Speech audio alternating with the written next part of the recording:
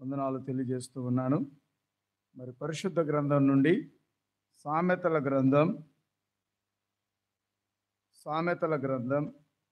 19వ అధ్యాయం,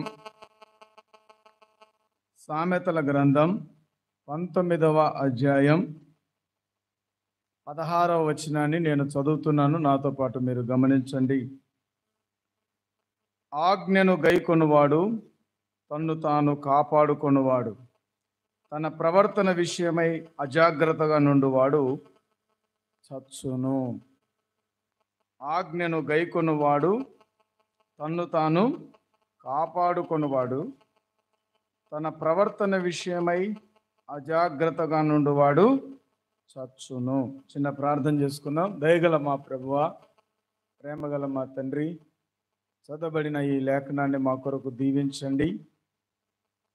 వచ్చిన నీ ప్రజలందరూ ప్రభువా ఇంతవరకు నిన్ను స్తుతించారు, ఆరాధించారు. ఇప్పుడు మీ లేఖనాన్ని మేము ధ్యానం చేయబోతూ ఉండగా అల్పుణ్ణైన నన్ను మీరు మరుగు చేయండి. వచ్చిన నీ ప్రజలతోనూ నాతోనూ మీరే మరుగుపరిచి మాట్లాడమని ప్రార్థిస్తూ ఉన్నాను.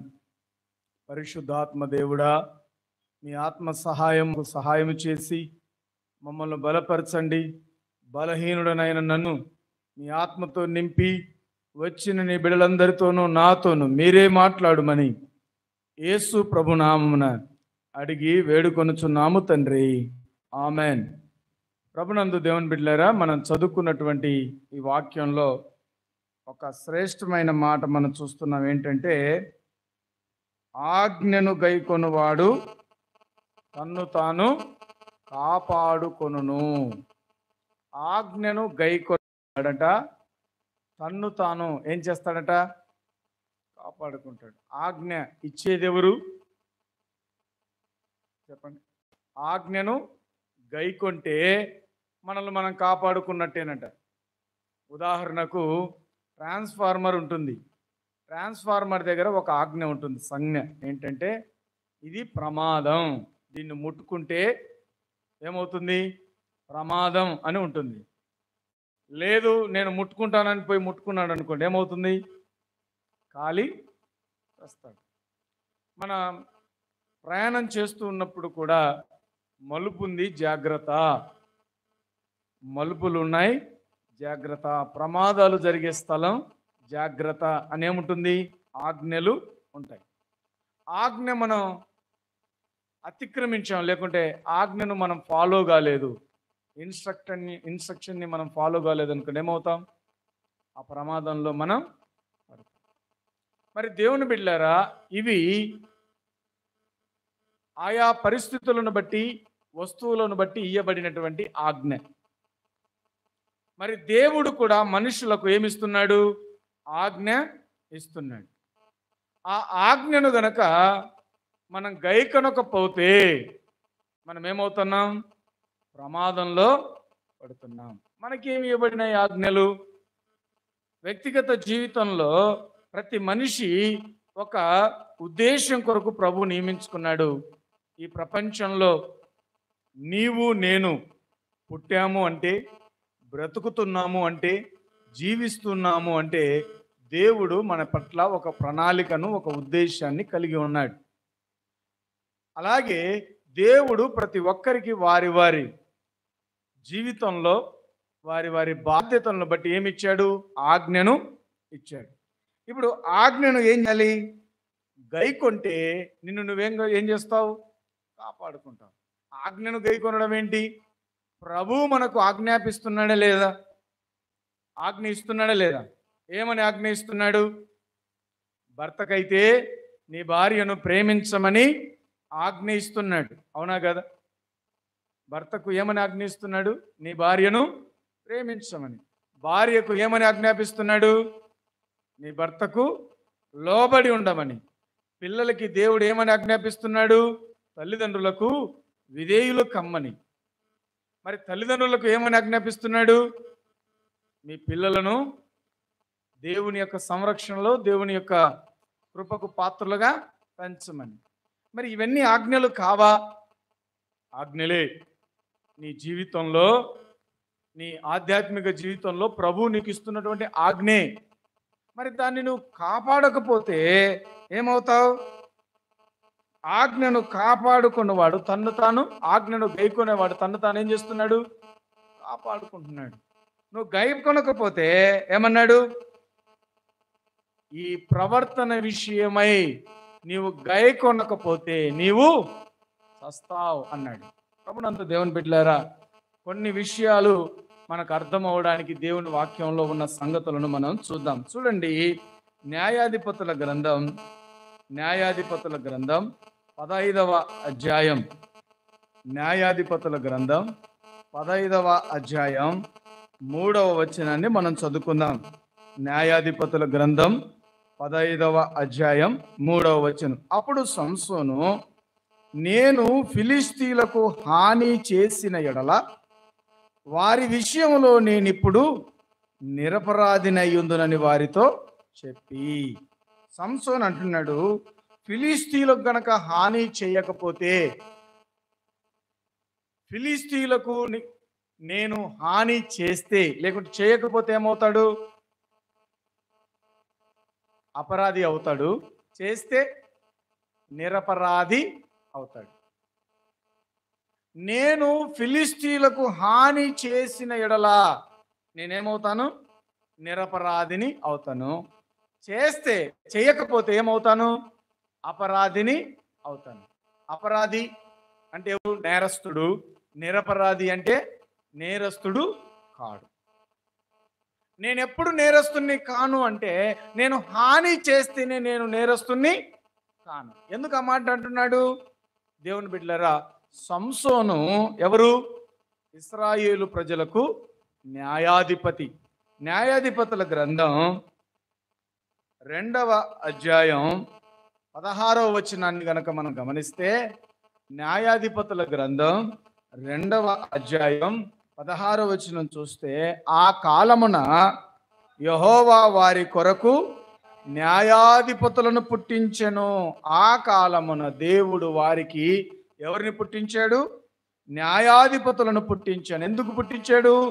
వీరు దోచుకొని వారి చేతిలో నుండి ఇశ్రాయేలీయులను రక్షించిరి. దేవుడు ఇశ్రాయేలు ప్రజలకు ఎవరిని పుట్టించాడు? న్యాయాధిపతులను పుట్టించాడు. న్యాయాధిపతులు ఏం చేయాలి? ఇశ్రాయేలీయులను రక్షించాలి. ఎవరి చేతిలో నుండి రక్షించాలి? ఎవరైతే ఇశ్రాయేలీయులను దోచుకుంటారో, ఎవరైతే ఇశ్రాయేలీయులను శ్రమ పెడతారో, ఎవరైతే ఇశ్రాయేలీయులను పట్టుకుంటారో వారి చేతిలో నుండి ఇశ్రాయేలీయులను రక్షించడం కొరకే దేవుడు ఎవరిని ఎన్నుకున్నాడు? న్యాయాధిపతులను ఎన్నుకున్నాడు. మనం చదువుకున్నటువంటి ఈ వచనంలో, ఆ సందర్భంలో ఇశ్రాయేలీయులకు ఉన్నటువంటి ప్రథమ శత్రువులు ఎవరు? ఫిలిష్తీయులు. ఇప్పుడు ఫిలిష్తీయులు ఇశ్రాయేలీయులను ఏం చేస్తున్నారు? 14వ అధ్యాయం 4వ వచనం చివరి భాగంలో మనం చూస్తే, ఆ కాలమున ఫిలిష్తీయులు ఇశ్రాయేలీయులను ఏలుచుండిరి. ఆ కాలమున ఫిలిష్తీయులు ఇశ్రాయేలీయులను ఏం చేస్తున్నారు?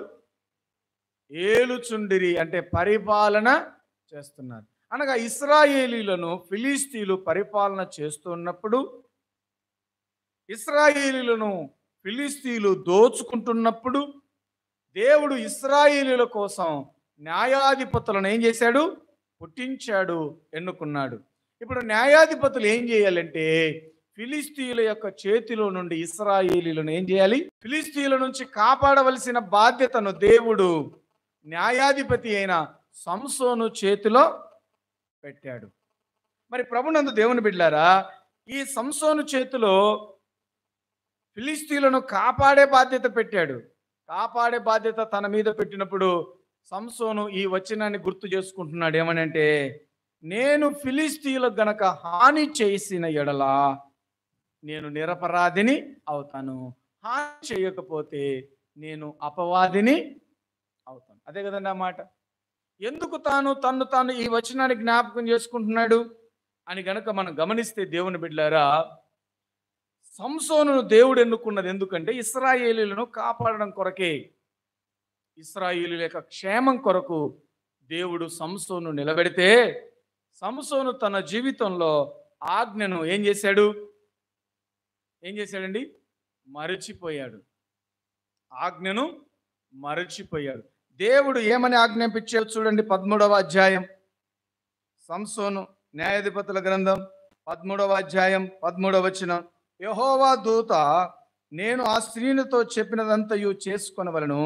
ఆమె ద్రాక్షావల్లి నుండి పుట్టినదేది తినకూడదు, ద్రాక్షారసమునైనను మద్యమునైనను త్రాగకూడదు, అపవిత్రమైన దేనిని తినకూడదు. నేను ఆజ్ఞాపించినదంతయు ఆమె చేసుకొనవలనని మనోహతో చెప్పాను. ఇంకా దేవుని బిడ్డలారా, మనోహకు దేవుని దూత చెప్పిన మాట ఏంటంటే, అపవిత్రమైంది తినకూడదు, ద్రాక్షరసం త్రాగకూడదు. మరి సంసోనుకి ఇచ్చినటువంటి ఆజ్ఞ ఏంటి? అతను కూడా అపవిత్రమైనది తినకూడదు, అపవిత్రమైంది త్రాగకూడదు. తర్వాత అతను నాజీరు చేయబడ్డాడు. చూడండి 7వ వచనం. ఆలకించుము, నీవు గర్భవతివై కుమారుని కందువు, కాబట్టి నీవు ద్రాక్షరసమునే గాని మద్యమునే గాని త్రాగకుండుము, అపవిత్రమైన దేనినైనను తినకుండుము. ఆ బిడ్డ గర్భమున పుట్టినది మొదలుకొని చనిపో వరకు దేవునికి నాజీరు చేయబడిన వాడయుండునని నాతో చెప్పాను. అనగా ఈ బిడ్డ ఏం చేయబడ్డాడు? నాజీరు చేయబడ్డాడు. నాజీరు చేయబడ్డాడు అంటే అపవిత్రమైంది తినకూడదు, అపవిత్రమైంది త్రాగకూడదు, తన జుట్టు క్షౌరము చేయకూడదు. నాజీరు చేయబడ్డాడు. మరి నాజీరు చేయబడినటువంటి సంసోను అంటే దేవుడు సంసోనుకు ఇయ్యబడినటువంటి ఉద్దేశం ఏంటంటే, తన ప్రజలను ఫిలిస్తీన్ల నుండి ఏం చేయాలి? కాపాడాలి. మరి తన ప్రజలను ఫిలిస్తీన్ల నుండి కాపాడడమే దేవుని యొక్క ఉద్దేశం. మరి అలాంటి ఉద్దేశం కలిగినటువంటి సంసోను ఏ స్థితిలో ఉన్నాడు? ప్రభునందు దేవుని బిడ్డలారా, మీరు గనుక గమనిస్తే చూడండి, సంసోను ద్వారా దేవుడు రేపుతున్నటువంటి అంశాన్ని కూడా మనం చూద్దాం. 14వ అధ్యాయం 4వ వచనం.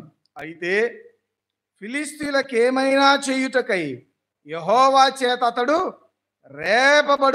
రేపబడనన్ను మాట అతని తల్లిదండ్రులు తెలుసుకొనలేదు. ఫిలిస్తీన్లకు ఏమైనా చేయవలనని రేపబడనన్న మాట ఎవరు తెలుసుకోలేదు? తల్లిదండ్రులు తెలుసుకోలేదు. కనుక ఫిలిస్తీన్లకు హాని చేయడం కొరకే సంసోనును దేవుడు ఏం చేస్తున్నాడట? రేపుతున్నాడట. ఫిలిస్తీన్లకు హాని చేయడానికి, ఫిలిస్తీన్లను హతమార్చడానికి, ఫిలిస్తీన్లను అంతు చూడ్డానికి సంసోనును దేవుడు ఏం చేస్తాడు? నేను ఫిలిస్తీన్లకు హాని, నేను నిరపరాధిని అవుతాను. సంగతిని గ్రహించి హాని చేయాల్సినోడు పోయి ఏం చేశాడు? ఫిలిస్తీన్లను హతమార్చాల్సింది పోయి పొలాలను తగలబెట్టాడు. ఏం తగలబెట్టాడు? నక్కలను, 300 నక్కలను పట్టుకొని వాటి తోకలకు ముడేసి వాటి మధ్య దివిటీలను పెట్టి ఫిలిస్తీన్ల యొక్క పంట పొలాలలోకి వెళ్ళాడు. యాక్చువల్గా తాను డైరెక్ట్గా అటాక్ చేయాల్సింది ఎవరిని చెప్పండి? ఫిలిస్తీన్లను హతమార్చకుండా పంట పొలాల్లోకి నక్కలను తరిమాడు. తరిమితే వారు ఏం చేశారు? సంసోను భార్య కుటుంబాన్ని అగ్నిలో ఏం చేశారు?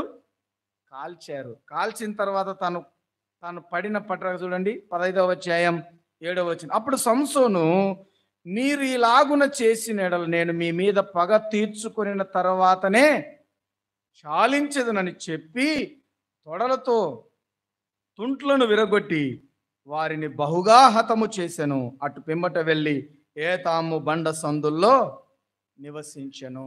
ఇప్పుడు సంసోను యొక్క ఉద్దేశం ఏంటంటే, పగ తీర్చుకున్న తర్వాతనే నేను చాలించదనన్నాడు. ప్రభునందు దేవుని బిడ్డలారా, ఇక్కడ గమనించండి, దేవుని యొక్క ఉద్దేశాన్ని సంసోను జీవితంలో మనం గనక గమనిస్తే, తాను ఉన్నదేంటికి? ఇశ్రాయేలీయులను కాపాడడం కోసం. తన ఉద్దేశం ఏంటి? ఇశ్రాయేలులకు క్షేమం కలిగించాలి. తన ఉద్దేశం ఏంటంటే ఫిలిస్తీయులను, తన శత్రువులను తనేం చేయాలి? హతమార్చాలి. శత్రువులను యొక్క అంతం చూడడానికే దేవుడు సంసోనును ఎన్నుకున్నాడు. శత్రువుల మీద పగ తీర్చుకోవడానికే దేవుడు సంసోనును నిలబెట్టాడు. ఈ పగ తీర్చుకునే క్రమంలో సంసోనుకు గట్టి ఆజ్ఞలు ఇచ్చాడు. ఏంటంటే అపవిత్రం కాకూడదు అని. కానీ శత్రువుల అంతం చూడడానికి సంసోను నిలబడితే సంసోను కూడా శత్రువు తన పని తాను కానిచ్చిన సంగతిని కూడా మనం చూస్తాం. దేవుని బిడ్డలారా, మన ఆధ్యాత్మిక జీవితంలో కూడా దేవుడు మనకు ఒక ఉద్దేశాన్ని పెట్టాడు. దేవుడు ఒక ఆజ్ఞని ఇచ్చాడు. ఏంటంటే ఆజ్ఞ? శత్రువును హతమార్చడం. మన శత్రువును మనం ఏం చేయాలి? శత్రువులను హతమార్చాలి. శత్రువులను ఏం చేయాలి? మనకు అడ్డం లేకుండా చేయాలి. మరి ఇశ్రాయేలులకు శత్రువు ఎవరంటే ఫిలిస్తీయులు. మరి మానవుని యొక్క శత్రువు ఎవరు? నీకు నాకు శత్రువు ఎవరున్నారు? ప్రభు అన్నాడు, మీ విరోధి అయిన సాతాను అన్నాడు. మనకు శత్రువులు ఎవరెవరు ఉన్నారు కనుక గమనిస్తే దేవుని బిడ్డలారా, చూడండి, మన శత్రువులు ఎవరు? మన శత్రువులు ఎవరండి? మనకు విరోధులు ఎవరున్నారు? పేతురు రాసిన పత్రిక, లేకుంటే యాకోబు ఆ పేతురు రాసిన పత్రిక, మొదటి పత్రిక 5వ అధ్యాయం 8వ వచనం.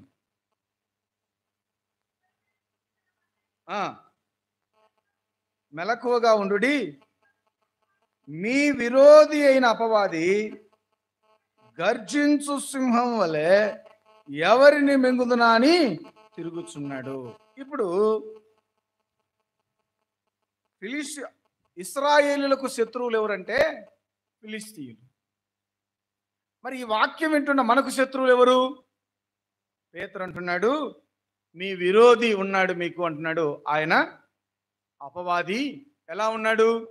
గర్జించే సింహం వలె ఉన్నాడు. మరి ప్రభునందు దేవుని బిడ్డలారా, సంసోను ఫిలిస్తీయుల కుమార్తెలలో ఒకతను చూసినప్పుడు ఆమె దగ్గరికి వెళ్తూ ఉన్నాడు. తన తల్లిదండ్రులు పిలుచుకొని వెళ్తూ ఉన్నప్పుడు ద్రాక్ష తోటలో నుంచి ఒక సింహం ఏం చేసింది? ఎగిరొచ్చింది. ద్రాక్ష తోటలో నుండి ఒక సింహం ఎదురుగా బొబ్బరించుకుంటూ ఎవరి మీదకి వచ్చింది? సంసోను మీదకి వచ్చింది. అప్పుడు దేవుని ఆత్మ సంసోను మీదకి వచ్చినప్పుడు ఒకడు మేకపిల్లను చీల్చినట్టుగా, అక్కడ చూస్తే 6వ వచనం, యెహోవా ఆత్మ అతనిని ప్రేరేపింపగా అతని చేతిలో ఏమీ లేకపోయినను ఒకడు మేకపిల్లను చీల్చున్నట్లు అతడు దానిని చీల్చెను అన్నాడు. సంసోను సింహాన్ని ఎలా చీల్చాడు? మేకపిల్లను చీల్చినట్టుగా చీల్చాడు. ఎట్లా చీల్చాడు? దేవుని ఆత్మ తనను ప్రేరేపింపగా నాజీరు చేయబడ్డాడు. దేవుని యొక్క బలాన్ని పొందుకున్నాడు. దేవుని ఆత్మను పొందుకున్నాడు. ఇప్పుడు తనలో ఉన్న బలం తనది కాదు. తనలో ఉన్న బలం ఏంటి? దైవిక బలం, దేవుని ఆత్మ బలం, దేవుని నాజీరు చేయబడిన బలం, నిబంధన బలం తనలో ఉంది. నాజీరు చేయబడిన బలం తనలో ఉంది. దేవుని ఆత్మ బలం తనలో ఉంది. దేవుని ఆత్మ తనను ప్రేరేపించినప్పుడు ఆత్మ బలము చేత సింహాన్ని ఏమీ లేకుండానే ఏం చేయగలిగాడు? చంపగలిగాడు. అయితే సింహాన్ని చంపగలిగాడు, చంపాడు. అక్కడి నుంచి వెళ్ళిపోయాడు. వెళ్ళిపోయి మరలా తిరిగి వస్తున్నప్పుడు మరలా ఎక్కడ ఏం కనబడింది ఆయనకు? చచ్చినటువంటి సింహం యొక్క కళేబరం తనకు కనబడింది. చచ్చినటువంటి సింహం యొక్క కళేబరంలో ఏం కనబడింది? తేనె కనబడింది. చచ్చినటువంటి కళేబరంలో ఉన్నటువంటి తేనెను ఈయన ఏం చేశాడు? జోపుకున్నాడు. ఆ తేనెను తీసుకున్నాడు. తాను తినడమే కాకుండా తన తల్లిదండ్రులకు కూడా ఆ తేనెను తినిపించాడు. గమనిస్తే దేవుని బిడ్డలారా, సింహాన్ని చంపినటువంటి బలం ఎవరిచ్చింది? దేవుడిచ్చింది. దేవుని ఆత్మ తనను ప్రేరేపించినప్పుడే ఒక సింహాన్ని చేతిలో ఏం లేకుండా చంపగలిగాడు, పక్కన పడేశాడు. మరి చచ్చినటువంటి సింహాన్ని తను అక్కడ పడేసి వెళ్ళిపోయి తన పని చూసుకొని వచ్చేటప్పుడు ఆ ఎముకల్లో కళేబరంలో ఏం చూశాడు? ఇశ్రాయేలీయులు చచ్చిన దాన్ని తింటారా అమ్మా? ఇశ్రాయేలీయులకు ఇవ్వబడినటువంటి ఆజ్ఞ ఏంటంటే చచ్చినది ఏది తినకూడదు. చచ్చిన దాన్ని వాళ్ళు ఏం చేయకూడదు? తినకూడదు. అది అపవిత్రమైంది, దాన్ని ఊరి వెలపల పడేయాలి. మరి అపవిత్రమైనటువంటి సింహం, వారు ఇశ్రాయేలీయుల ధర్మశాస్త్ర క్రమంలో వారు ఉన్నారు. అపవిత్రమైన దాంట్లో ఏముంది? తేనె కనపడింది. ఇప్పుడు ఆ తేనె ఎంత ముప్పు తెచ్చిందో చూడండి. ఆ తేనె అపవిత్రమైన దాంట్లో నుంచి తేనె ఉందా? తేనె బాగా ఉందని తెచ్చుకున్నాడు. తెచ్చుకొని తాను తిన్నాడు, తన తల్లిదండ్రులకు కూడా తినిపించాడు. ఇప్పుడు తేనె తెచ్చిన తంట ఎంత భయంకరమైందో ఒకసారి మనం ఆలోచన చేస్తే, ఇప్పుడు దాంట్లో ఈయనకేమొచ్చింది? ఒక కథ వచ్చింది. తన సాహిత్యాన్ని అల్లాడు. బలమైన దానిలో నుండి తీపి వచ్చెను, తినులానులో నుండి తిండి వచ్చెను అనే ఒక కథ అల్లుకున్నాడు. ఆ కథనే తాను ఒక విందు ఇచ్చి అదే సాహిత్యాన్ని తన శత్రువులైన ఫిలిప్తీయుల మీద ఏం చేశాడు? అల్లాడు. గమనించండి దేవుని బిడ్డలారా, తను వెళ్ళేటువంటి మార్గంలో ఎప్పుడైతే అపవిత్రతకు తాను చోటిచ్చాడో, ఆజ్ఞను కాపాడుకొనలేనివాడు, లేకుంటే ఆజ్ఞను మరుచువాడు, లేకుంటే ఆజ్ఞను పాటించువాడు తన్ను తానేం చేస్తాడు? కాపాడుకుంటాడు. ఇప్పుడు ఇశ్రాయేలీయులైనటువంటి సంసోను ఆజ్ఞను ఏం చేశాడు? కాపాడుకున్నాడా? ఏం చేయమన్నాడు? అపవిత్రమైన దాన్ని దేన్ని ముట్టకూడదు అన్నాడు. సంసోను ఏం చేశాడు? చచ్చినటువంటి కళేబరంలో ఉన్న, చచ్చిన సింహం యొక్క కళేబరంలో ఉన్న తేనెను తీసుకున్నాడు. తాను తినడమే కాకుండా తన తల్లిదండ్రులకు కూడా తినిపించాడు. తత్ఫలితం ఏం జరిగింది? అదే విద్యను తాను ఆ ఏదైతే దృశ్యాన్ని చూశాడు అందులోనే కథ అల్లాడు. పొడుపు కథ అల్లి ఆ పొడుపు కథనే విందుకొచ్చిన వారందరికీ పొడుపు కథ అల్లాడు. చెప్పాడు, ఇదిగో తినుదానిలో నుండి, బలమైన దానిలో నుండి తీపి వచ్చింది, తినుదానిలో నుండి తిండి వచ్చింది, దాని భావం ఏదో చెప్పుకోండి, చెప్పుకుంటే మీకు 30 నా సన్నని నారబట్టలు మీకు ఇస్తాను అని వారి మధ్య ప్రగల్భాలు పలికాడు. పలికితే వారు 7 దినాలు దాని యొక్క అర్థాన్ని కూడా వారు కనుక్కోలేకపోయారు. అర్థం కనుక్కోలేకపోయినప్పుడు ఏం జరిగింది? వారు వచ్చి తన భార్యను సతాయించడం మొదలుపెట్టారు. ఎవరి భార్యను సతాయించడం మొదలుపెట్టారు? సంసోను భార్యను వచ్చి సతాయించడం మొదలుపెట్టారు. ఏంటంటే, ఓ సంసోను భార్య దగ్గరికి వచ్చి, సంసోను భార్య పేరేంటి మా ఏదో వింటున్నారు? సంసోను భార్య పేరు ఏం పేరు? ఎవరన్నా చెప్తున్నారా? ఎవరన్నా ఎంతమంది చెప్పండి. సంసోను భార్య పేరు దెలీలా అని. 1 2 3 4 5 6 7. సంసోను భార్య పేరు దెలీలా అన్నవారు వీరేనా? సంసోను భార్య దెలీలా అన్నవారు గట్టిగా చప్పట్లు కొట్టండి. సంసోను భార్య పేరు దెలీలా కాదు. సంసోను భార్య పేరు దెలీలా. ఎవరంటే ఒక వేశ్య పేరు దెలీలా, కానీ సంసోను భార్య పేరు దెలీలా కాదు. సరే, మంచిది, ఇప్పటికన్నా మనం ఆ సత్యం తెలుసుకున్నాం. సంసోను భార్య పేరు దెలీలా కాదు, వేశ్య పేరే దెలీలా. మనకు సాధారణంగా సంసోను అంటానే మనకు టక్కున గుర్తొచ్చేది ఎవరు? దెలీలా. కాబట్టి సంసోను భార్య దెలీలా అనుకుంటాం. కాబట్టి గమనించండి, సంసోను భార్య దెలీలా కాదు. దెలీలా ఎవరు? దెలీలా ఒక వేశ్య. ఎక్కడుందామె? షోయారు అనేటువంటి షోరేకు అనే లోయలో వేశ్యావృత్తి చేస్తున్నటువంటి ఒక స్త్రీ పేరే దెలీలా. దెలీలాకి సంసోనికి భార్యాభర్తల సంబంధం లేదు. అయితే ఫిలిస్తీయురాలైనటువంటి ఒక స్త్రీ సంసోనుకు భార్యగా చేయబడినప్పుడు, దేవుని బిడ్డలారా, సంసోను యొక్క జీవితంలో వస్తున్నటువంటి మొట్టమొదటి కుదుపు, సంసోను యొక్క జీవితంలో, సంసోను కుటుంబంలో వచ్చినటువంటి మొట్టమొదటి కుదుపు ఏంటంటే, తానేమో బలవంతుడు, తానేమో బలశౌర్యం కలిగిన వాడు, తానేమో నిబంధన కలిగినాడు, తానేమో దేవుని ఆత్మను పొందుకున్నాడు. కానీ నిబంధన కలిగినటువంటి వ్యక్తి జీవితంలో కుదుపు ఎక్కడ మొదలైందంటే, అపవిత్రమైన దాన్ని తాను ముట్టాడు, అపవిత్రమైన దాన్ని తిన్నాడు, తన కుటుంబాన్ని కూడా తినిపించాడు. అందులోనే కథల్లాడు. ఆ కథనే ఆదాయంగా మలుచుకోవడం కోసం ఏం చేశాడు? వచ్చిన విందులోకి వచ్చినటువంటి యవనస్తులందరికీ అదే పొడుపు కథను అల్లాడు. అల్లితే ఆ భావానికి అర్థం చెప్పలేక వారందరూ వచ్చి తన భార్యతో అన్నారు, ఏమ్మా, ఎందుకైనా మమ్మల్ని పెళ్లికి పిలుచుకుంది, ఎందుకైనా మాకు విందుకు పిలుచుకొని పందెం వేసి ఆ పందెంలో ఓడిపోతే మా వస్త్రాలన్నీ నువ్వు దోచుకునేదానికి మమ్మల్ని విందుకు పిలిచావా? ఎందుకా మమ్మల్ని విందుకు పిలిచింది ఇంటికి పెట్టడానికి, కానీ మమ్మల్ని ఏం చేసావు?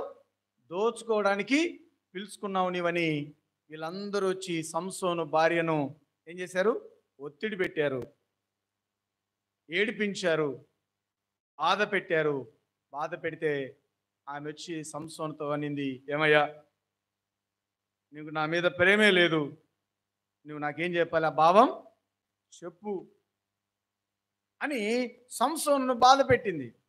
వాళ్ళు అన్నారు, చూడమ్మా, కథ భావం చెబితే సరే, లేకుంటే నిన్ను నీ తండ్రిని ఏం చేస్తాం?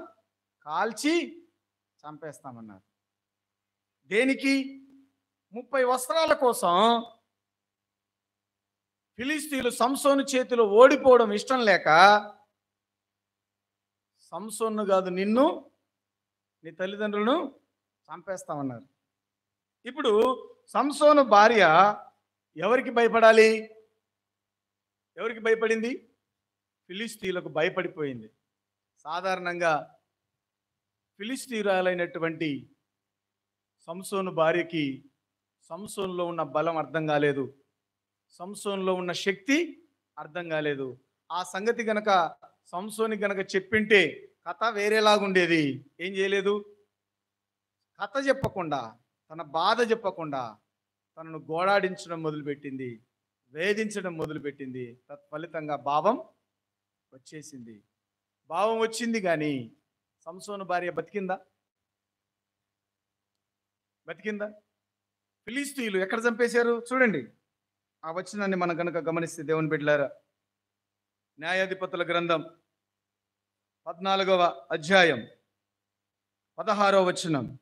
కాబట్టి సంసోను భార్య అతని పాదముల యొద్ద పడి ఏడ్చుచు, నీవు నన్ను ద్వేషించుతివి గాని ప్రేమింపలేదు, నీవు నా జనులకు ఒక విప్పుడు కథను వేసితివి, దాన్ని నాకు తెలుపవైతివి గనుక, అనగా అతడు, నేను నా తల్లిదండ్రులకైనా దాన్ని తెలుపలేదు, నీకు తెలుపుదనా అనినప్పుడు ఆమె వారి విందు దినములు 7 అతని యొద్ద ఏడ్చుచు, 7 రోజులుంటే 7 రోజులు ఏం చేసింది అమ్మగారు? విందులో కూడా అమ్మగారు ఏం చేశారు? ఏడ్చారు. 7వ దినమున ఆమె అతన్ని తొందర పెట్టినందున అతడు ఆమెకు దానిని తెలియజేశాడు. 7 రోజులు సంసోను భార్య సంసోను ఏం చేసింది? తొందర పెట్టింది. కాళ్ళ దగ్గర పడి ఏం చేస్తుంది? ఏడుస్తుంది. ఒకవైపు విందు జరుగుతుంది, భార్య ఏమో కంట్లలో ఏడుపు. ఎందుకు ఏడుస్తుంది? పక్కన చెప్పారు 15వ వచనంలో, లేని ఎడల మేము అగ్ని వేసి నిన్ను నీ తండ్రి ఇంటి వారిని ఏం చేస్తాం? కాల్చివేస్తాం. మా ఆస్తిని స్వాధీనపరచుకుంటకే కదా మమ్మల్ని పిలిచితిరా. ఎందుకు పిలిచావు? విందుకు పిలిచడమేమి? కథ చెప్పకపోతే మేమన్నీ ఆ వస్త్రాలన్నీ తీసుకొని వచ్చి సంసోనుకి వేయడం ఏంటి? ఎందుకు మమ్మల్ని పిలుచుకుంది అని సంసోను భార్యను వాళ్ళు గదిమారు, బెదిరిస్తే సాధారణంగా ఈ సంగతిని సంసోను భార్య ఏం చేయాలి? ఎవరికి చెప్పాలి? విషయం కాస్త భర్తకు పొక్కకుండా భర్తను సతాయించడం మొదలుపెట్టింది. ఎందుకు సతాయించింది? తన ఇంటి వారు, తన వారు ఏమవుతారు? అగ్ని చేతిలో కాల్చబడతారు. దేవుని ఉద్దేశాన్ని తాను కనుగొనలేకపోయింది. దేవుని యొక్క బలాన్ని తాను కనుగొనలేకపోయింది. నాజీరు చేయబడినటువంటి సంసోను ఆరాధిస్తున్న దేవుని యొక్క బలం, శక్తి తనకు అర్థం కాలేదు, కానీ వారి యొక్క భయమే తన కళ్ళెదురుగా కనపడింది. వారు వారు తన తండ్రి ఇంటిని తనను చంపుతున్నారన్న ఆలోచనే తనకు కంటపడింది, కానీ భర్తలో ఉన్న దేవుని శక్తి తనకు అర్థం కాలేదు. తత్ఫలితంగా అర్థం తీసుకుంది, ఫిలిస్తీయులకు చెప్పింది. అక్కడేమైపోయాడు సంసోను? ఓడిపోయాడు. ఓడిపోయినప్పుడు ఏం జరిగింది? భార్య తన సంగతి తన శత్రువులకు చెప్పిందని అలిగి కోపంతో భార్యను వదిలిపెట్టి ఇంటికి వెళ్ళిపోయాడు. ఎవరిని విడిచిపెట్టిపోయాడు? భార్యను, తండ్రి ఇంటిని విడిచిపెట్టి వెళ్ళిపోయాడు. కోపంతో ఇంటికి వెళ్ళిపోతే ఆ మామగారు ఏం చేశారు? ఆమెను తీసుకొని మరొకరికి ఇచ్చి పెళ్లి చేశారు. చాలా రోజులైన తర్వాత సంసోను మరలా తిరిగి వచ్చాడు భార్య దగ్గరికి. భార్య దగ్గరికి వస్తే అక్కడ ఎవరు లేరు? భార్య లేదు. భార్య మరొకరికి ఇచ్చి పెళ్లి చేశారు. మరలా ఆయన కోపం వచ్చి శత్రువుల యొక్క పొలాల్లోకి నక్కలన్నింటినీ కట్టి ఆ పొలాల్లోకి అంటిస్తే పొలాలన్నీ కాలిపోయి వారు కోపంతో పగతో వచ్చి ఎవరిని కాల్చారు? భార్య ఇంటి వారిని ఏం చేశారు? కాల్చారు. ప్రభునందు దేవుని బిడ్డలారా, దేవుని ఉద్దేశాన్ని గనక కనుగొనకపోతే మనం ఏడిపించినా, సతాయించినా, బాధ పెట్టినా ఏం జరిగింది? సంసోను భార్య సంసోను బాధించింది, కానీ తన ప్రాణాలు కాపాడుకోగలిగిందా? చెప్పండి, కాపాడుకోగలిగిందా? కాపాడుకోలేకపోయింది. కారణం ఏంటి? దేవుని ఉద్దేశం తనకు అర్థము. లోకానికి భయపడింది, కుటుంబస్తులకు భయపడింది, తన చుట్టూ ఉన్న వారికి భయపడింది, తన ప్రాణాలకు భయపడింది, కానీ దేవుని ఉద్దేశాన్ని మాత్రం తను అర్థం చేసుకోలేకపోయింది. ఏ ప్రాణాన్ని కాపాడుకోవడం కోసం, ఏ ప్రాణాలను కాపాడుకోవడం కోసం, ఏ కుటుంబాన్ని కాపాడుకోవడం కోసం దేవుని యొక్క ఉద్దేశాన్ని తన జీవితంలో నెరవేర్చలేదో, తన ప్రాణం మాత్రం తాను కాపాడుకోలేకపోయింది. వ్యక్తిగత జీవితాన్ని కాపాడుకోవాల్సినటువంటి సంసోను తాను ప్రయాణాన్ని సాగిస్తున్నప్పుడు తనకు శత్రువుల నుంచి వస్తున్నటువంటి ఆటుపోట్లు వచ్చినటువంటి మొట్టమొదటి భయంకరమైనటువంటి ప్రమాదం ఎక్కడి నుంచి వచ్చిందంటే తన ఇంటి వారి నుండే వచ్చింది. సంసోను దేవుని చిత్తాన్ని నెరవేర్చాలి.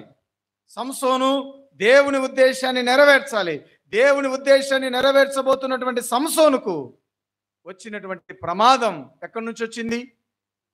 ఎక్కడి నుంచి వచ్చిందండి ప్రమాదం? మొట్టమొదటి ప్రమాదం ఎక్కడి నుంచి వచ్చింది? ఇంటిలో నుంచే ప్రారంభమైంది. ఇంటిలోనే మొట్టమొదటి ప్రమాదం.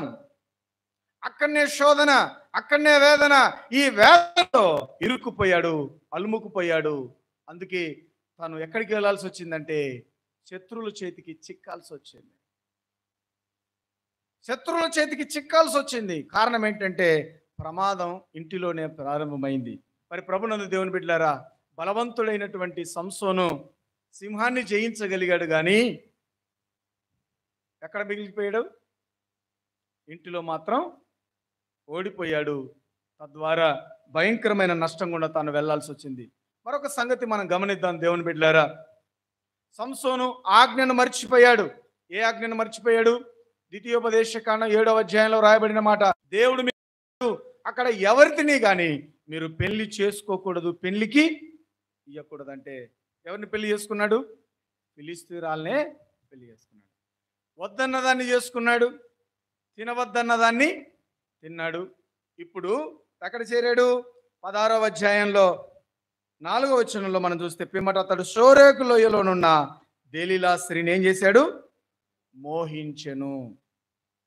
ప్రభునందు దేవుని బిడ్డలారా, ఒక వ్యక్తి యొక్క పతనం మనం చదువుకున్నటువంటి వచనాన్ని నేను మరలా మీకు జ్ఞాపకం చేస్తూ ఉన్నాను. చూడండి, సామెతల గ్రంథం 18వ అధ్యాయం 16వ వచనం, ఆజ్ఞను గైకొనువాడు తన్ను తాను కాపాడుకొనువాడు. ఇది మన మూలవాక్యం.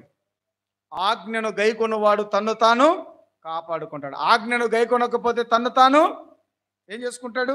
తన ప్రవర్తన విషయమై అజాగ్రత్తగా ఉండువాడు ఏమవుతాడు? చస్తాడు. అంటే దేవుడు నీకు ఇచ్చిన ఆజ్ఞను గనక నీవు కాపాడకపోతే, దేవుడు నీకు ఇచ్చిన ఆజ్ఞను గనక నువ్వు గైకొనకపోతే నువ్వేమవుతావు? చస్తావు. దేవుడు నీకు ఇచ్చిన ఆజ్ఞను నువ్వు గైకొనకపోతే చస్తావు. అయితే ఆజ్ఞను గైకొంటే నిన్ను నువ్వేమని చేస్తావు? కాపాడుకుంటావు. ఇక్కడ ఉన్నటువంటి సంసోను, దేవుడు సంసోనికి ఇచ్చినటువంటి ఆజ్ఞను తనేం చేశాడు? విడిచిపెట్టాడు. పెళ్ళొద్దంటే అన్యురాలను పెళ్లి చేసుకున్నాడు. తినవద్దన్న తిండి తిన్నాడు. ఇప్పుడు ఏం చేశాడు? షోరోకు లోయలో చేరి, మోహపు లోయలో చేరి దెలీలా అనే స్త్రీని ఏం చేశాడు? మోహించాడు. ప్రభునందు దేవుని బిడ్డలారా, ఒక వ్యక్తి పతనానికి ఎప్పుడు వెళ్తాడు? నష్టం గుండా ఎప్పుడు వెళ్తాడు? శ్రమ గుండా ఎప్పుడు వెళ్తాడు అంటే ఒక ఆజ్ఞను మనము మరచినప్పుడే. దేవుడు మనకిచ్చినటువంటి ఆజ్ఞను మనం మరిచినప్పుడు మనం ఎట్లా వెళ్ళాల్సి వస్తుంది? పతనం గుండా, శోధన గుండా, వేదన గుండా నీవు నేను వెళ్ళాల్సి వస్తుంది. సంసోను, బలవంతుడైనటువంటి సంసోను, దేవుని ఉద్దేశాన్ని నెరవేర్చాల్సినటువంటి సంసోను తన జీవితంలో చివరి దశలో, పతనావస్థమైన దశలో ఎందుకున్నాడు అంటే దేవుని ఆజ్ఞను తన జీవితంలో ఏం చేశాడు? మర్చిపోయాడు. అందుకే శత్రువులకు తాను చిక్కిపోయాడు.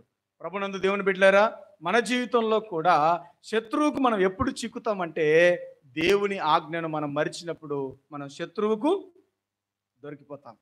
ఇక్కడ మనం కనుక గమనిస్తే దేవుని బిడ్డలారా చూడండి, కీర్తనల గ్రంథం లేకుంటే యోబు గ్రంథం 31వ అధ్యాయం 7వ వచనాన్ని చూద్దాం. యోబు గ్రంథం 31వ అధ్యాయం 7వ వచనం. న్యాయమైన త్రాసులో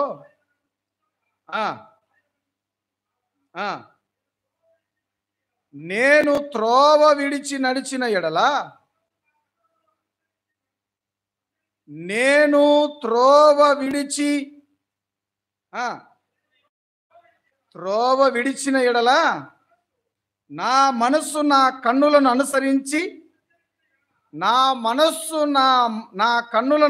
అనుసరించి సంచరించిన ఎడల మాలిన్యమేమైనను నా చేతుకు తగిలిన ఎడల నేను విత్తిన దానిని వేరొకడు భుజించును గాక, నేను నాటినది పెరికి వేయబడును గాక. మీరు చూస్తున్నారా ఈ మాట? నా మనస్సు నా కన్నులను అనుసరించి సంచరించిన ఎడల, మాలిన్యమేదైనను నా చేతులకు తగిలిన ఎడల ఏమవుతుందన్నాడు? నేను విత్తిన దానిని వేరొకడు భుజించును గాక, నేను నాటినది పెరిగి వేయబడును గాక. ఇది ఎవరు పలికాడు? యోబు పలుకుతున్నటువంటి మాట. నా మనస్సును అనుసరించి నా కన్నులు, లేకుంటే అదే మాట నా మనస్సు నా కన్నులను అనుసరించిన ఎడల, కన్నులు ఏం చూస్తుంటే నా మనసు అది అనుసరించిన ఎడల నేను విత్తిన దాన్ని మరొకడు కోసుకొనుగాక, నేను నాటిన దాన్ని మరొకడు పెరిగివేయునుగాక అన్నాడు. ప్రభునందు దేవుని బిడ్డలారా, అదే మాట పలుకుతూ పైన అన్నాడు 31వ అధ్యాయం 1వ వచనంలో, నేను నా కన్నులతో నిబంధన చేసుకొంటిని, కన్యకను నేను ఎలాగూ చూసేదను. ప్రభునందు దేవుని బిడ్డలారా, సంసోను జీవితాన్ని గనక మనం ఆలోచన చేస్తే 14వ అధ్యాయంలో చూస్తే చూడండి ఆ మాట. 14వ అధ్యాయం 1వ వచనం. సంసోను తిమ్నాతునకు వెళ్ళి తిమ్నాతులో ఫిలిస్తీయుల కుమార్తెలలో ఒకతెను చూచెను. మరొక మాట 16వ అధ్యాయం 1వ వచనం. తర్వాత సంసోను గాజాకు వెళ్ళి వేశ్యనొకతెను చూచి ఆమె యొద్దకు చేరెను. అదే 16వ అధ్యాయం 4వ వచనం. పిమ్మట అతడు షోరేకు లోయలోనున్న దెలీలాను స్త్రీని మోహింపగా. ప్రభునందు దేవుని బిడ్డలారా, సంసోను తన జీవితంలో నిబంధనను మరిచాడు, తన కన్నులను అనుసరించాడు. నిబంధనను మరిచాడు, తన మనస్సు తన కన్నులను ఏం చేసింది? అనుసరించింది. నిబంధనను మరిచినప్పుడు మన కన్నులు గుడక, మన మనస్సు గుడక కన్నులనే అనుసరిస్తాయి. కన్నులను అనుసరించినప్పుడు జరిగే ప్రమాదం సామెతల గ్రంథం 6వ అధ్యాయం, సామెతల గ్రంథం 6వ అధ్యాయం 25వ వచనంలో చాలా వివరంగా పరిశుద్ధాత్మ దేవుడు నీ కొరకు నా కొరకు రాసి ఉన్నాడు. చూడండి. దాని చక్కదనమునందు నీ హృదయములో అతిశయపడకుము. ఆగండి, ఇక్కడ చక్కదనాన్ని చూసేదేంటి? చక్కదనాన్ని చూసేదేంటి? అతిశయపడేదేంటి? హృదయం. కళ్ళేమో చూస్తున్నాయి, హృదయమేమో అతిశయపడుతుంది. యోబన్నాడు, నా మనసు నా కన్నులను అనుసరించిన ఎడల, నా మనస్సు నా కన్నులను అనుసరించిన ఎడల, ఏదైతే మనం చూస్తామో హృదయం ఏం చేస్తుంది? దాన్నే అనుసరిస్తుంది. ఇక్కడ ఉన్నటువంటి సామెతల్లో చెప్పినటువంటి మాట ఏంటంటే, చూడండి, దాని చక్కదనమునందు నీ హృదయమును ఆశపడకుము. దాని చక్కదనానికి నీ హృదయంలో ఏం చేయకూడదు? ఆశపడకు. అది తన కనురెప్పలను చిలికించి నిన్ను లోపరుచుకోనియకుము. వేశ్య సాంగత్యము చేయువానికి రొట్టె తునక మాత్రము మిగిలి ఉండును. మగనాలు మిక్కిలి విలువగల ప్రాణమును వేటాడును. ఒకడు తన ఒడిలో అగ్ని నుంచుకొని తన వస్త్రము కాలకుండునా. ఒకడు నిప్పు మీద నడిచిన తన పాదము కమలకుండునా. 29వ వచనం, తన పొరుగువాని భార్యను కూడువాడు ఆ ప్రకారమే నాశనమగును. ఆమెను ముట్టువాడు శిక్ష తప్పించుకొనడు. యోబు గ్రంథం 31వ అధ్యాయం, యోబు గ్రంథం 31వ అధ్యాయం 9వ వచనంలో చూస్తే, నేను హృదయమున పరస్త్రీని మోహించిన ఎడల, నా పొరుగువాని ద్వారమున నేను పొంచి ఉన్న ఎడల, నా భార్య వేరొకని తిరుగలి విసురునుగాక, ఇతరులు ఆమెను ఊడుదురుగాక అని యోబు తన హృదయంలో ఉన్నటువంటి మాటలను పలుకుతూ ఉన్నాడు. సామెతల్లో జ్ఞాని అయినటువంటి సొలొమోనుకి తల్లి పలుకుతున్నటువంటి మాటలు కూడా, ఆయన విన్నటువంటి మాటలు కూడా మనం చూస్తూ ఉన్నాం. ఏంటంటే, కన్నులట, మన హృదయం అంట మన కన్నులను అనుసరిస్తాయట. మనసు కోరుకుంటుందంట. కన్నులు ఏవైతే చూస్తాయో, ఏ చక్కదనాన్ని చూస్తే మనసు ఏం చేస్తుంది? దాన్ని కోరుకొని దాని మీద అతిశయ పడుతుంది. మరి అతిశయపడినప్పుడు ఏమవుతుంది? దాని చక్కదనాన్ని చూసి అతిశయపడద్దు. ఏమైంది? సంసోను చూశాడు, ఇప్పుడు మోహించాడు. దెలీలాను స్త్రీ దగ్గరికి చేరి ప్రభునందు దేవుని బిడ్డలారా ఏమవుతున్నాడు? లాలన చేయబడుతూ ఉన్నాడు. శత్రువేమో, ఫిలిస్తీయులేమో సంసోన్ను పట్టుకోవాలంటే వాళ్ళకి బలం చాలలేదు. 30 మంది వస్తే 30 మందిని కొట్టి చంపేస్తున్నాడు. 40 మంది వస్తే 40 మందిని కొట్టి చంపుతున్నాడు. 1000 మందిని పచ్చి దవడ ఎముకతో ఏం చేశాడు? చంపేశాడు. శత్రువులకు అర్థం కాలే, వీనికి ఎక్కడి ధర, వీని బలం ఎక్కడి నుంచి వస్తుంది? మనం ఇంతమంది వెళ్ళి జనపనార తాళ్లతో కట్టినా వాడు తెంపుకుంటున్నాడే, ఎంతమంది మీద పడ్డ పళ్ళు కొరికి చంపేస్తున్నాడే, వీని బలం ఎక్కడి నుంచి వస్తుంది? వీని బలం ఎక్కడుందో ముందు ఆ బలాన్ని కనుక్కొని వీన్ని జయిద్దాం అని ఆలోచన చేస్తున్నారు.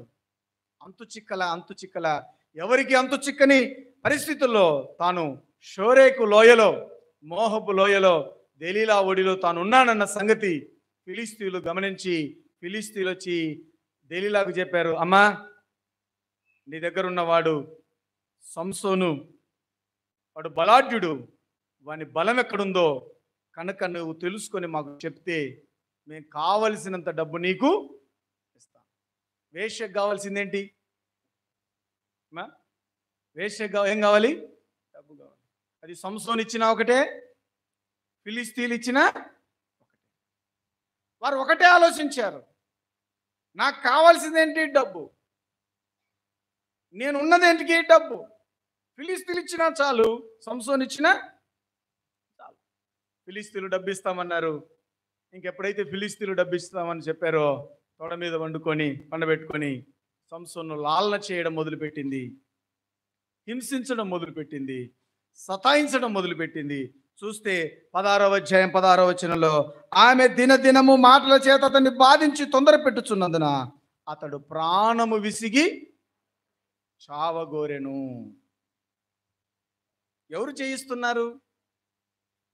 శత్రువును చంపాల్సినటువంటి సంసోను తన్ను తానే చంపుకోవడానికి సిద్ధపడుతున్నాడు. ఇశ్రాయేలులను కాపాడవలసినటువంటి సంసోను తానే చచ్చిపోవాలనుకుంటున్నాడు. ఇశ్రాయేలులకు రక్షణ గోడగా ఉండవలసినటువంటి సంసోను తన ప్రాణాలే తాను తీసుకోవడానికి సిద్ధపడుతున్నాడు. ఇశ్రాయేలులకు క్షేమకరంగా ఉండాల్సిన న్యాయం తీర్చవలసినటువంటి సంసోను తానే విసిగిపోయాడు, ప్రాణాన్ని నలగొట్టుకుంటున్నాడు. కారణం ఏంటి? తాను ఎవరి చేతిలో ఉన్నాడు? తాను ఏ చేతిలో ఉన్నాడు? లోతైన గుంట, జిగటగల దొంగ ఊబిలో ఉన్నాడు. ఈ ఊబిలో ఇరుక్కున్నటువంటి సంసోను జీవితం ఎలా ఉందంటే, ప్రభునందు దేవుని బిడ్డలారా, సంసోనుకు అర్థం కాలేదు. ప్రాణం విసిగి తను చెప్పాల్సినటువంటి సీక్రెట్ చెప్పేశాడు. సంసోను కట తనకున్నటువంటి జుట్టు పిల్లప్పటి నుంచి పెరిగితే, అది కత్తిరించకుండా పెరిగితే ఎన్ని జడలు వేసినారంట? 7 జడలు వేశారంట. 7 జడలు వేశారంట సంసోనుకి. 7 జడలు వేస్తే ఇంకా ప్రాణం విసిగి, ఇంక అయితే సస్తే సస్తాను, ఇదిగో నాకున్న బలమంతా ఎక్కడనో లేదు, నేను నాజీరు చేయబడ్డాను, నా బలమంతా ఎక్కడో లేదు, నా జుట్టులో ఉంది, నా జుట్టు కత్తిరించేస్తే నా బలమంతా పోతుంది. సీక్రెట్ ఇచ్చేశాడు. సంసోను ఒళ్ళో పండబెట్టుకొని చిన్నగా 7 జడలు కత్తిరించింది. 7 జడలు కత్తిరించింది. నిద్రలో జారుకున్నాడు. అయ్యా, జడ కట్ అవుతున్నా తనకు అర్థం కాలే. దేవుడు తనను విడిచిపెట్టాడన్న సంగతి సంసోనుకు అర్థము. ప్రభునందు దేవుని బిడ్డలారా, ఈ మధ్యాహ్నం దేవుడి మాటలు వింటున్న వారులారా, మన జడలు కట్ అవుతున్నాయి. మన జడలు కట్ అవుతున్నాయి అంటే మనలో నుంచి ప్రభావం పోతుంది. జడ కట్ అవుతుంది అంటే మనలో ప్రభావం వెళ్ళిపోతుంది. దేవుని శక్తి నీలో నుంచి నాలోంచి వెళ్ళిపోతుంది. మనకు అర్థం కావడంలే. 7 జడలు కట్ అయ్యాయి. దేవుడు తనను విడనాడన్న సంగతి తనకు అర్థము. ఎప్పటి ఎట్లు విరజిల్లుదనుకొని పనులు గొరుగుతున్నాడు, కానీ ఇప్పుడు తనలో ఏం లేదు, బలం లేదు. ఇంత బలాఢ్యుణ్ణి లోకం, శత్రుత్వం తను పతనావస్థలోకి నడిపించింది ఎవరు? నడిపించారండి? ఎవరు నడిపించారు? మనం అనుకుంటున్నాం దెలీలా నడిపించిందని, మనం అనుకుంటున్నాం ఫిలిస్తీన్లు నడిపించారని, మనం అనుకుంటున్నాం. ఎవరు నడిపించారు? తన పతనానికి వెళ్ళడానికి కారణం ఎవరు? సంసోను పతనానికి కారణం ఎవరు? ఎవరండి? సంసోను పతనానికి కారణం ఎవరు? దెలీలా అంటామా? ఫిలిస్తీన్లు అంటామా? సింహం అంటామా? ఫిలిస్తీన్లు ఏం చేయలేకపోయారు. దెలీలా ఏం చేయలేకపోయింది. ఆజ్ఞను గైకొనని వాడు, ఆజ్ఞను గైకొన్నవాడు తన్ను తానేం చేస్తాడు? కాపాడుకుంటాడు. తన ప్రవర్తన విషయమై అజాగ్రత్తగా ఉన్నవాడు ఏమవుతాడు? చస్తాడు. ఫిలిస్తీన్లు భయపడవలసినటువంటి, ఎవరిని చూస్తే ఫిలిస్తీన్లకు భయమో ఆ వ్యక్తి వచ్చి బానిసలాగా ఏం విసురుతున్నాడు? విసరలు విసురుతూ ఉన్నాడు, గానుగా విసురుతున్నాడు. అందరూ అహాకారాలు చేస్తున్నారు. అవమానాల పాళ్ళ గుండా వెళ్ళాడు, నిందల గుండా వెళ్ళాడు, హేళన చేస్తున్నాడు.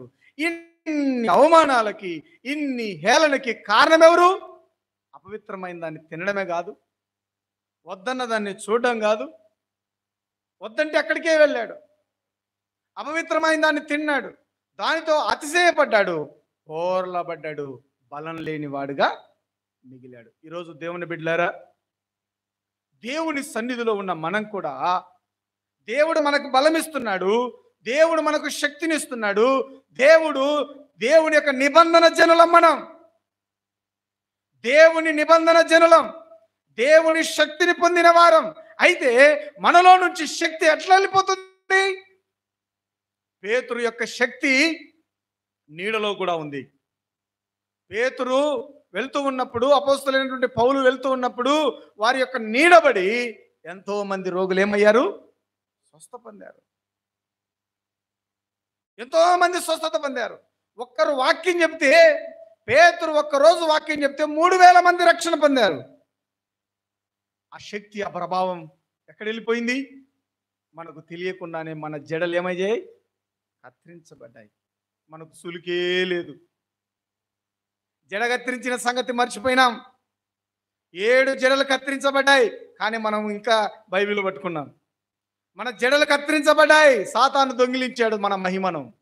దేవుడు మనకిచ్చిన మహిమను సాతాను ఎప్పుడో దొంగిలించాడు. జడలు కత్తిరించబడ్డాయి. సేవక విశ్వాసుల జడలు, ప్రార్థనాపరుల జడలు కత్తిరించబడ్డాయి.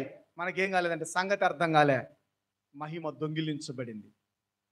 నీలో ఉన్న మహిమ, నాలో ఉన్న మహిమ, నిబంధన మహిమ, దేవుని మహిమ మానవులలో నుంచి దొంగిలించబడ్డాయి. కాబట్టి మనం ఇంకా లోకానికి భయపడుతున్నాం. ఇప్పుడు తిరగలి విసురుతూ ఉన్నాం, బానిసలుగా బ్రతుకుతూ ఉన్నాం. ఎవరికి బానిసలమయ్యాం? పాపానికి మనం ఏమయ్యాం? బానిసలం. దానికి తిరుగులు విసురుతున్నాం. పాపం చుట్టే పట్టుకున్న మాటనే పట్టుకొని తిరుగుతూ ఉన్నాం. అన్నోని మీదనే అంటూనే ఉన్నాం. తిరగలి విసురుతున్నాం. దేనికి? పాపానికి తిరగలి విసురుతున్నాం, శాపానికి తిరగలి విసురుతున్నాం. అందుకే ప్రభునందు దేవుని బిడ్డలారా, నీ కన్నులను అనుసరించి నువ్వు నడుచుకోవద్దు. నీకు కన్నులకు కనబడే చక్కదానమునందు నీ మనసు ఉందో అతిశయపడద్దు. ఈరోజు దేవుని బిడ్డలారా, ఏదైతే దేవుడు ఆజ్ఞాపిస్తున్నాడో మన కన్నులకు చక్కదనాన్నే కదండి మనకు చూపించేది. ఒక హీరోయిన్ డ్యాన్స్ చేస్తే ఎంత ఇస్తారు?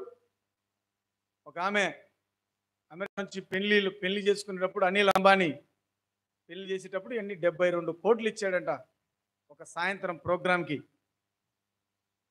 ఎన్ని కోట్లండి? 72 కోట్లు. వాళ్ళ ఆర్కెస్ట్రా మొత్తం అక్కడి నుంచి ఫ్లైట్ నుంచి వచ్చినాయి. ఏది వాయించేదా, అది వాయించేటోడు కానుంచి సెట్ చేసేటోడు ప్రతి ఒక్కరు ఎక్కడి నుంచి వచ్చారు? అమెరికా నుంచి వచ్చారు. దేన్ని చూపించి వల వేస్తున్నారు?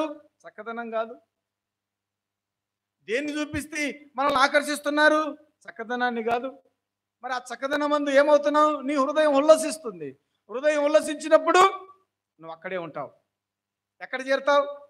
ఎక్కడ హృదయం ఉల్లసిస్తే అక్కడనే పోయి చేరుతావు. సంసోను ఎక్కడ చేరాడు? తన మనస్సులో దేని యందు ఆశ ఉంది?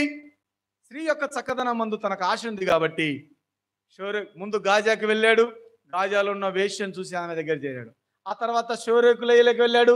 అక్కడ ఉన్న వేశ్యలుంటే వేశ్యల దగ్గర చేరాడు. ఎక్కడ వేశ్యలుంటే అక్కడ పోతున్నాడు, అక్కడనే ఉంటున్నాడు. ఎక్కడ వేశ్యలుంటే అక్కడికి వెళ్తాడు, అక్కడే నివాసం ఉంటాడు. ఇప్పుడు ఏం కోల్పోయాడు? దేవుడిచ్చినటువంటి శక్తిని, దేవుడిచ్చినటువంటి బలాన్ని, దేవుడిచ్చినటువంటి నిబంధన శక్తిని తాను కోల్పోయాడు. ప్రభునందు దేవుని బిడ్డలారా, మనం ఏం కోల్పోయావో మీకు అర్థమవుతుందా? మనలో ఉన్నటువంటి దేవుని శక్తిని మనం కోల్పోయామన్న సంగతి మనకు తెలుస్తుందా? చూడండి ప్రభునందు దేవుని బిడ్డలారా, తిమోతికి రాసిన పత్రిక 6వ అధ్యాయం, తిమోతికి రాసిన పత్రిక 6వ అధ్యాయం 12వ వచనంలో మనం చూస్తే అపోస్తలుడైనటువంటి పౌలు తిమోతికి రాసిన పత్రికలో చెబుతున్నటువంటి మాటను మనం చూద్దాం. 6వ అధ్యాయం 12వ వచనం, విశ్వాస సంబంధమైన మంచి పోరాడము, నిత్య జీవమును చేపట్టము, దానిని పొందుటకే పిలువబడి అనేక సాక్షుల ఎదుట నీవు ఒప్పుకొంటివి. ఆజ్ఞను గుర్తు చేస్తున్నాడు. ఎందుకు పిలువబడ్డావు నువ్వు తెలుసా? తిమోతి, నువ్వెందుకు పిలువబడ్డావు తెలుసా? ఏంటి నీ పిలుపు? నీ పిలుపు రహస్యం ఏంటంటే ఆ, ఏంటి? విశ్వాస సంబంధమైన మంచి పోరాటము నిత్య జీవమును చేపట్టుము. దాన్ని పొందుటకు నువ్వు నిత్య జీవాన్ని పొందుటకు పిలువబడ్డావు. ఆ సంగతి మర్చిపోవద్దు. నిత్య జీవం కోసం పిలువబడ్డాం. మనం అందరం దేనికోసం పిలువబడ్డాం? ప్రయాసపడి భారం మోసుకొనుచున్న సమస్త జనులారా నా యొద్దకు రండి, నేను మీకు విశ్రాంతి. నిత్య జీవంలో ఏముంది? విశ్రాంతి. నిత్య జీవం కోసం నువ్వు పిలువబడ్డావు, అది మర్చిపోవద్దు. అందుకే వీటిని విడిచిపెట్టి పైన అన్నాడు 11వ వచనం, దైవజనుడా నీవైతే వీటిని విసర్జించి నీతిని, భక్తిని, విశ్వాసమును, ప్రేమను, ఓర్పును సాత్వికముతో సంపాదించుకున్నట్టుకు ఏం చేయమన్నాడు? ప్రయాసపడ్డాడు. అందుకే ఎఫెసీయులకు రాసిన పత్రిక 6వ అధ్యాయం 12వ వచనంలో మనం చూస్తే, మనము పోరాడునది శరీరులతో కాదు గాని ఏలయనగా మనం పోరాడునది శరీరులతో కాదు గాని ప్రధానులతోనూ అధికారులతోనూ ప్రస్తుత అంధకార సంబంధమగు లోకనాథులతోనూ ఆకాశమందమందున్న దురాత్మల సమూహముతో పోరాడుచున్నాం. అందుచేత మీరు ఆపద్దినమందు వారిని ఎదురించుటకును సమస్తమును నెరవేర్చిన వారై నిలబడుటకును శక్తిమంతులగునట్లు దేవుడిచ్చు సర్వాంగ కవచమును ధరించుకొనుడి. అనగా అపవాదిని ఎదిరించడానికి దేవుడు మనకేమిస్తున్నాడు? సర్వాంగ కవచం ఇస్తున్నాడు. మనకేమిచ్చాడు? సర్వాంగ శక్తినిచ్చాడు, బలాన్ని ఇచ్చాడు. కానీ మనం ఏం చేసుకుంటున్నాం? పోగొట్టుకుంటున్నాం. ఎలాగో తెలుసా? అపవిత్రమైన దాన్ని తిని, అపవిత్రమైన దాన్ని అతిశయించి, అపవిత్రమైన మోహపు చూపులకు వెళ్ళి దేవుడిచ్చినటువంటి శక్తిని, దేవుడిచ్చినటువంటి బలాన్ని మనం పోగొట్టుకుంటాం. అందుకే సామెతల గ్రంథంలో వ్రాయబడిన మాట మనం చూస్తే, యవనుడా నీ యవన బలాన్ని ఎందుకు నువ్వు పరులకు ఇస్తావు? నీ బలాన్ని ఎందుకు నీవు పరులకు ఇస్తావు? మాట చూస్తామా? చూడండి, సామెతల గ్రంథం 5వ అధ్యాయంలో వ్రాయబడినటువంటి మాటను మనం చూద్దాం. సామెతల గ్రంథం 5వ అధ్యాయం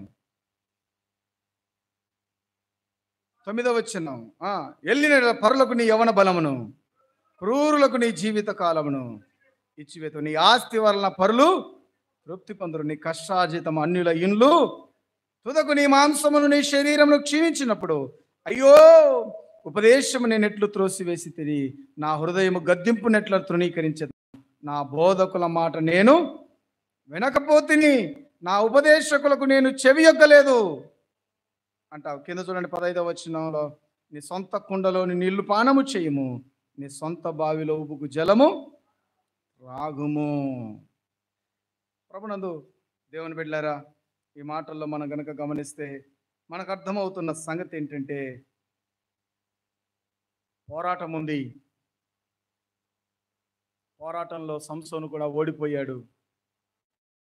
పోరాటంతో గెలిచాడు, శత్రువులతో గెలిచాడు, కానీ శరీరంతో గెలవలేకపోయాడు. ఏం గెలిచాడండి? శత్రువులతో గెలిచాడు, శరీరంతో ఓడిపోయాడు. అందుకే పేతురు రాసిన మొదటి పత్రిక 2వ అధ్యాయం, పేతురు రాసిన 2వ పత్రిక, మొదటి పత్రిక 2వ అధ్యాయం 11వ వచనం, ప్రియులారా మీరు పరదేశులను యాత్రికులై ఉన్నారు గనక ఆత్మకు విరోధముగా పోరాడు శరీరాశలను ఏం చేయమన్నాడు? శరీరాశలను విసర్జించమన్నాడు. యోహాను రాసిన మొదటి పత్రిక 2వ అధ్యాయం 15, యోహాను రాసిన మొదటి పత్రిక 2వ అధ్యాయం 15వ వచనంలో ఏముంది? ఈ లోకమునైనను లోకములో ఉన్న వాటిని ప్రేమికుడి, ఎవడైనను ప్రేమించినలా తండ్రి ప్రేమ వానిలో ఉండదు. ఏమవుతుంది? శక్తి. లోకాన్ని ప్రేమించి మనలోంచి శక్తి ఏమవుతుంది? జడ కట్ చేసినట్టే కదా, జడ కత్తిరించే శక్తి ఏమైపోతుంది? లోకాన్ని ప్రేమిస్తే తండ్రి ప్రేమ మనలో ఉండదు. లోకంలో ఏముంది? లోకములో ఉన్నదంతా